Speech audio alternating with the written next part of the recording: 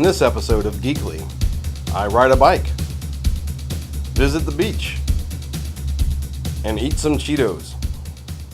Hello and welcome to the first episode of Geekly. I'm your presenter, Michael Moreau. I'm a photographer, cinematographer, author, artist, and a whole bunch of other stuff. I basically created this show because I want to talk about some things that I find personally interesting. So it's going to be me rambling a lot about things like technology, geeky things like conventions, science fiction conventions, books, films, comics, and just all kinds of things. I'm going to give you reviews, rants, raves, do-it-yourselves, how-tos, that type of thing. All kinds of stuff, basically. So let's get started. The first thing that we're going to do on this very first episode in the series is we're going to take a look at methods for storing and backing up your data. In front of me I have several common methods for backing up data.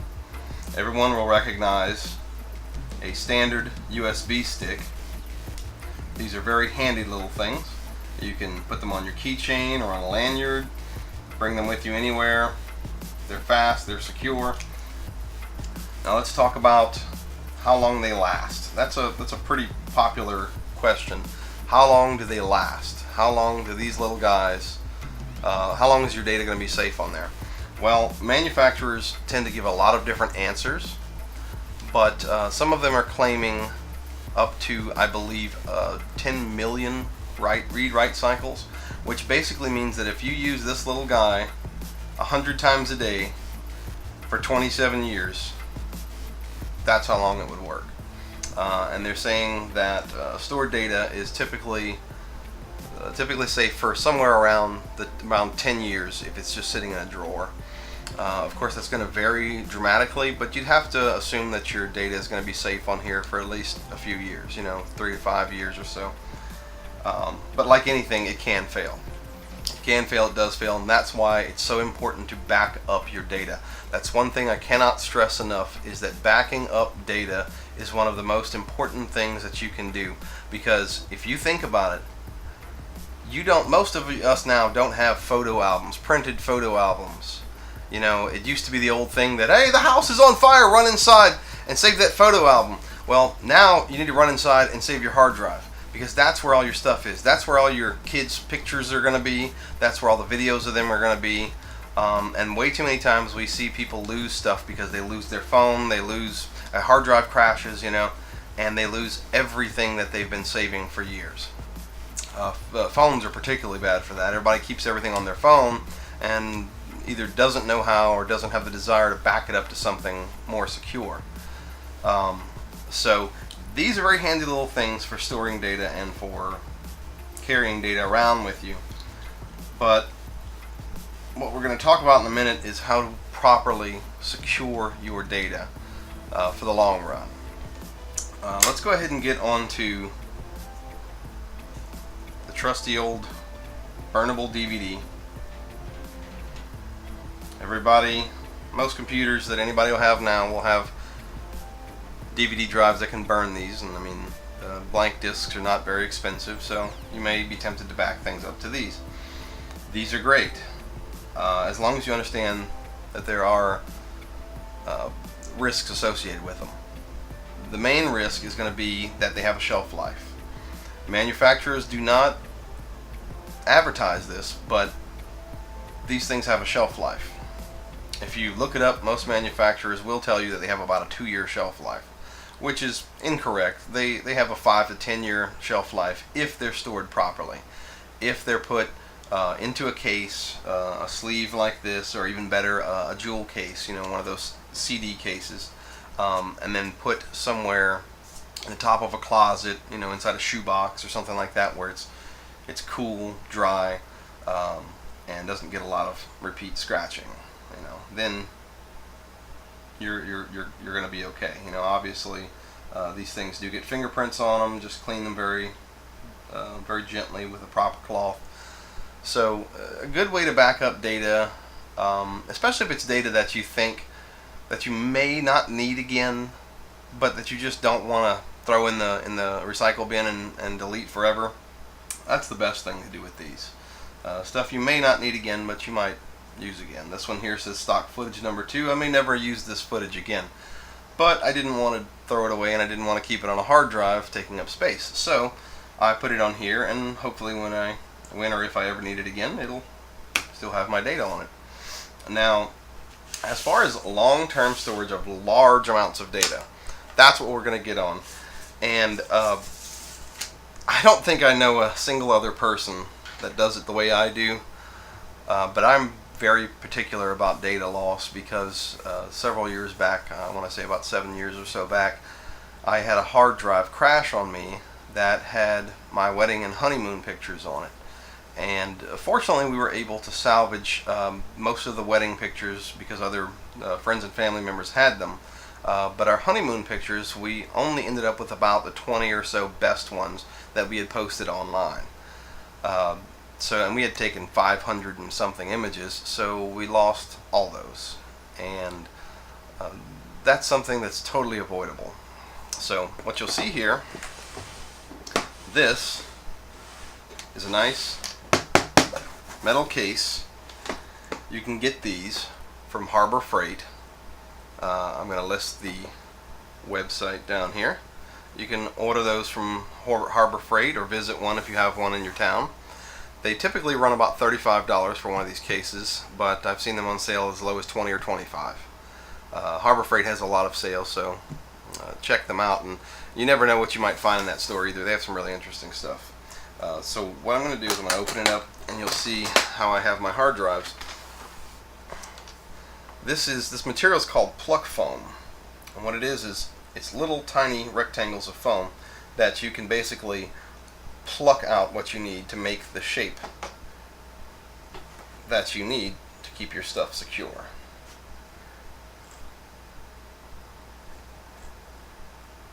As you can see, it keeps it nice and secure. It has some foam on the top to keep everything in place. Let's see if I can get it back in there. And it also has some foam at the bottom to keep everything nice and safe from being banged around. It even comes with a key. I've never used the key with it, but it's still pretty handy to know that it does have a key if you wanted to use that. Now here's the deal. Not only do I keep my hard drives nice and secure, like you should, but these hard drives are all backups. This is one thing that a lot of people do not like to hear, but if you want to keep your data nice and safe and secure, you need to have backups. So if I go to the store and I buy a shiny new 2 terabyte hard drive, I don't just buy one, I buy 2. It's more expensive, but I keep my data secure. That's the important bit. So for every one of these hard drives I buy 2 of them. So each hard drive you see in here is a backup of another one. So anything that's on this hard drive is also on another hard drive of the exact same size, so that I have 2 copies of my data. Not too long ago, I had, I believe, it was this drive. It wasn't this exact drive, but it was the drive that this one replaced. It crashed, and I lost a lot of stuff on there. But luckily, I had a backup drive. So what I was able to do was I was able to pull the old drive that no longer functioned. I went and bought this nice new USB 3 drive here. I used the previous backup as my new hard drive inside the computer, and then I use this one as the new backup. So I have backups of everything.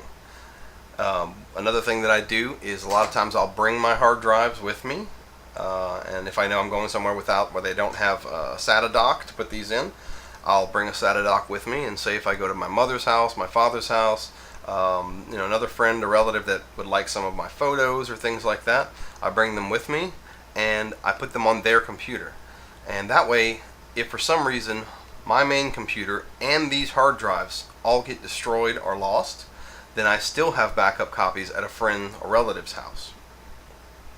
So, there's also cloud storage. There are things like Google Drive, Dropbox, many other things like that. share things, back them up online. That way you have multiple copies. The more copies you have, the better. And the same goes for the good old classic DVDs. By trade, I am a professional wedding cinematographer. I shoot wedding videos. And I will tell everyone that if you want to make sure that you do not ever lose your wedding video, the best thing that you can do is take your disc, go home, and burn extra copies of it and put those away somewhere. Or if you have the knowledge and ability, rip it into a file. Well, actually now I give everyone an MP4 file of their special day, and the great thing about that is it can be put all kinds of different places, and you can give it to friends, family, relatives, and all that. So the great thing about that is your stuff is backed up. This is one thing I will continue to fuss at all of you about. Back your stuff up. It is not safe on your phone. You will lose that phone eventually, or your kid will throw it in the toilet. It has happened.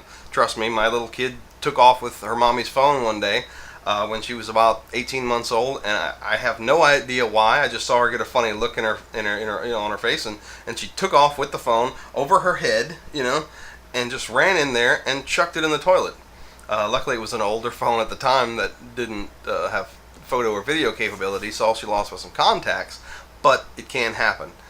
Just remember that. So back up the stuff off your phone, back up the stuff off your camcorder, back up everything, because backups are the way to make sure that you keep these memories for future generations, because most of us don't have physical media, photographs, etc., to actually keep track of that stuff anymore. So that's my tip for today. Here's the next segment. The next segment is coming on right now, yeah. Today I'm in beautiful Biloxi, Mississippi for CoastCon. This year's host hotel is the Quality Inn. Staying in the host hotel for a convention has many benefits. Chief among them, late night room parties and generally socializing with the guests. It's also a lot of fun to see everyone getting in the costume first thing in the morning and heading out to the convention.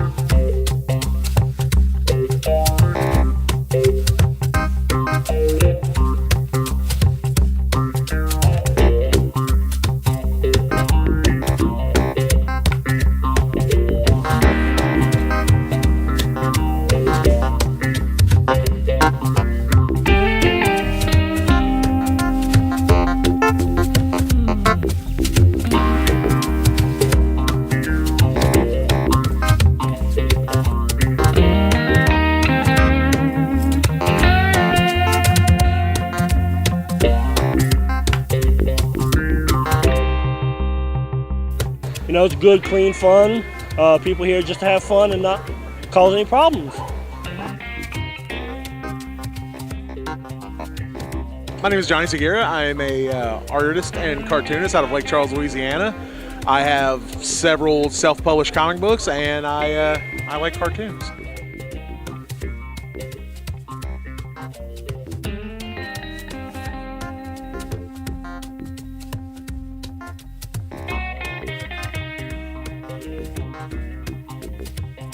Danny Alleyne, I'm a comic book artist. I draw Dead Reckoning, and our new series is Joy Kill Club.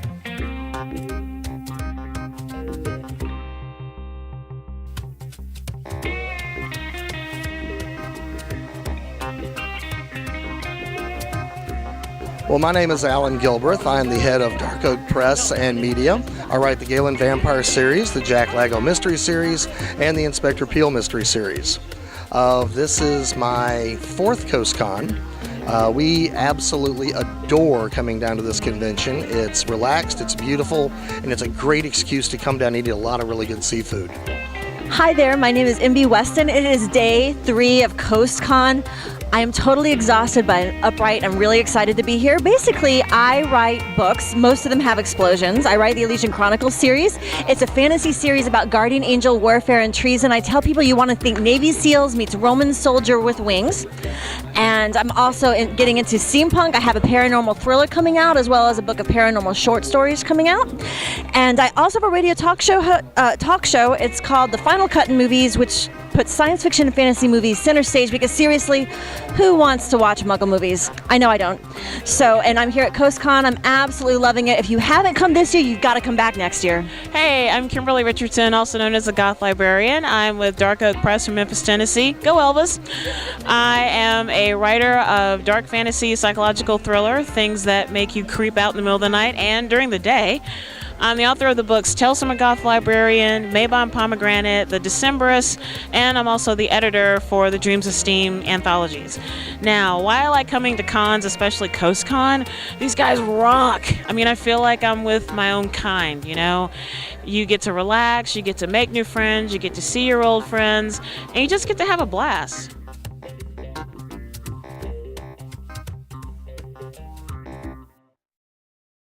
This is a segment like they're calling me eating random stuff.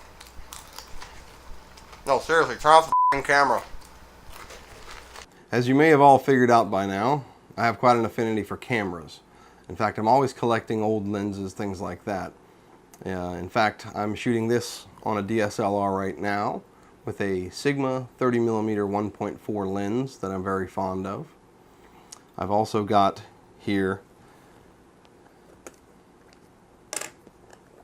I believe this is an old Minolta lens.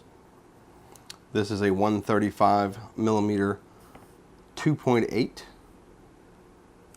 Has this really nifty little lens hood. It's all metal that slides out, so you don't have to attach a separate lens hood. It has this very smooth focusing ring. And of course, I've got an adapter on it to fit my Canon EOS cameras. Clearly marked numbers for aperture and focus distance. Very nice clear piece of glass. And I want to say I picked this up for $25 used at a pawn shop. It is not the sharpest lens that I have, and in fact it's probably one of the softest lenses that I have, but it still has an interesting look to it. It's not good for shooting in low light, even despite the 2.8, just because it's not super sharp. It's not great for indoors, but it is fairly decent if you're trying to shoot some manual focus video outside, and you don't need it to be exactly sharp. If you're going for a more artistic look, you can look this up. Again, it is it's an MC lens. It is it's a focal length of 135mm, and it's an f2.8. So you can probably look this little guy up on eBay and pick this up for not very much. I would definitely say under $50. So not a bad little lens to have in your kit, but not one of my favorites. But you know, it does get used on occasion. When I first bought my very first Canon SLR, I bought a Rebel. It wasn't the XTI, I believe it was a Rebel XT, if I'm not mistaken. And of course it came with the kit lens, which is the 18 to 55, 3.5 to 5.6. But I also wanted something with some reach on it, and I strongly debated getting the Canon, what is it, 75 to 300. I really wanted that one, but the price was a little higher, and I did some online reviews and found that this Tamron was a little cheaper, about 20-30% cheaper, and was actually ever so slightly sharper. So I ended up going with this lens. As you can see, it's a pretty hefty lens here.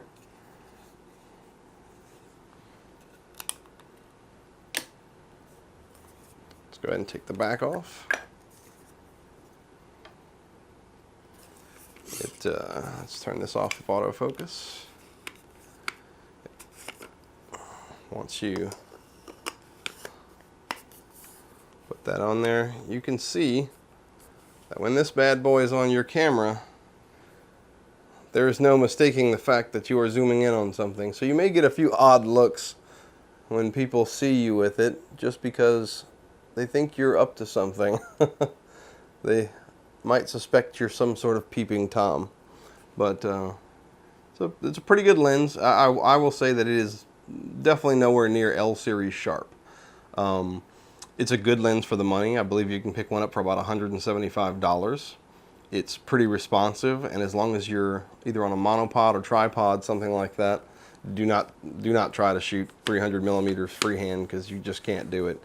But as long as you're locked down, it's a pretty good lens. It's a good, reliable lens. It's sturdily built for a plastic lens. It's pretty solid. So I'll give it that. And you can, of course, shoot video with it as well if you need a nice long zoom. But just keep in mind, I believe, let's see, what's the focal, the f-stop on this. If I remember right, let's see, yeah, so the f-stop on it is a 4 to 5.6. So if you're shooting outside, no problem. I've shot some gorgeous video with this before, as long as you're either outside or somewhere with some natural light getting in. But if you're trying to shoot indoors, you're going to be boosting that ISO up a lot. I've also got here a little Canon FD 50 1.8. When I first got my Canon EOS, I looked up to see if the old Canon lenses would fit, and boy was I disappointed when I realized that they wouldn't. They said, oh, you can fit anything on a Canon except for the old Canon lenses. Well, that's no fun. I found this little guy at a pawn shop, and the aperture mechanism on it was broken.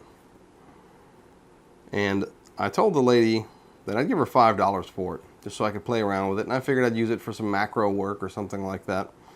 Well, what I ended up doing was actually a lot more interesting than that.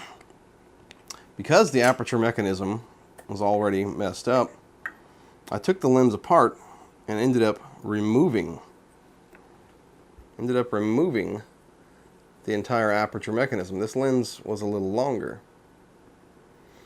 Now the problem with the Canon FD lenses is that they're too far away from the mirror and sensor of a modern EOS SLR. By doing this, I was able to get that little lens closer to my sensor. So now I can focus to infinity with it. What I had to do was I removed the aperture mechanism, and then I took an old body cap, and I very carefully with a Dremel tool cut out what I needed to fit this lens into the body cap. And I'm not sure if you can see that, but it's actually just on a body cap with a little black tape to hold it in place. Some electrical tape.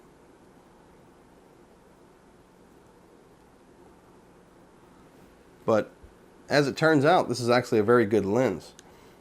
Shooting in lower light situations, first off, you have an f1.8. Now, of course, it's locked open to f1.8, so the only time I ever use this is in a low light situation, or if I'm in a brighter light situation, but I'm trying to get a really soft, dreamy image, which, being that this is an older lens, it is a decent bit softer. But probably the absolute best thing about this is this buttery smooth little focusing mechanism. If you've ever had the Canon, the modern Canon 50mm f1.8, the nifty 50, the cheap plastic one that comes for about $100, it's a very sharp lens, it's a very good lens, but it is incredibly plasticky, and it has a very, very, very tiny little focusing ring on the top, whereas this one has this large, buttery smooth focusing mechanism. So this one does get a good bit of use, because I do shoot a lot in low light, and sometimes that dreamy look ends up looking really nice. I shoot a lot of black and white with this. So again, you can pick these up for very cheap, probably in the $20-something range, and mod them like I did, or you can use them as a macro lens on your current Canon cameras. Lastly, what we're looking at is not really a lens, but you can use it to take photos with. This is what's known as a pinhole camera lens. All it is a body cap for my camera that I drilled a very tiny hole into. The hole has to be very, very tiny. So I drill the hole and then put in a piece of tin foil glued to the back. And then for the hole itself, I used a sewing needle. But at first, the hole was too big even from the sewing needle to get a decent image out of it. So I had to redo it with a second layer of foil, and I ended up using just the very tip of the sewing needle. The hole has to be incredibly minutely tiny. I can't even see light through it with my eye, it's so tiny. And honestly, if I could get the hole smaller, it would probably shoot even sharper. And then once you do that, you put this on the camera in place of the lens, and just go outside and play with your manual settings until you get something. And I'm going to go ahead and show you some sample images from some of these lenses now.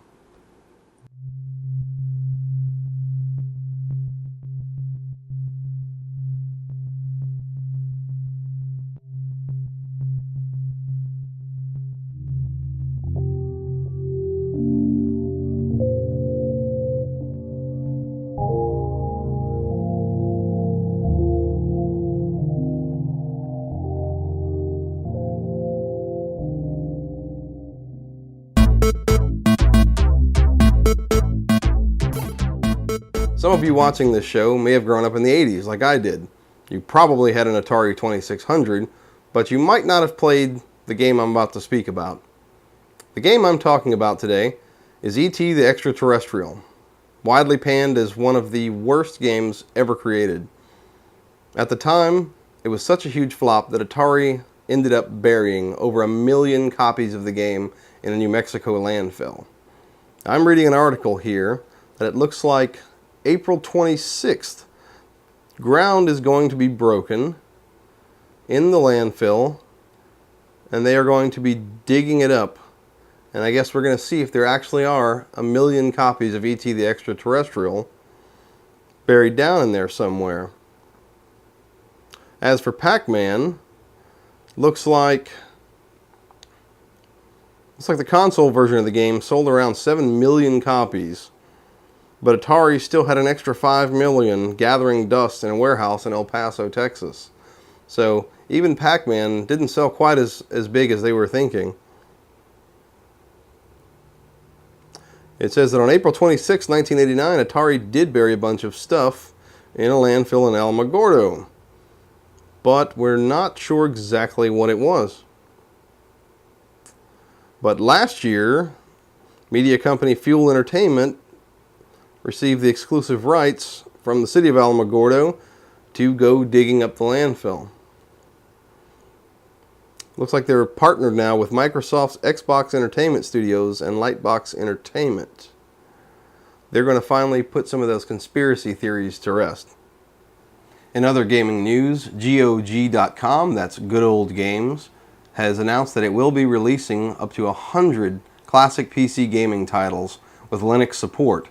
That's support for Ubuntu and Linux Mint in the coming months. I'd like to thank you all for joining me for this very first episode in the series. Have a good night.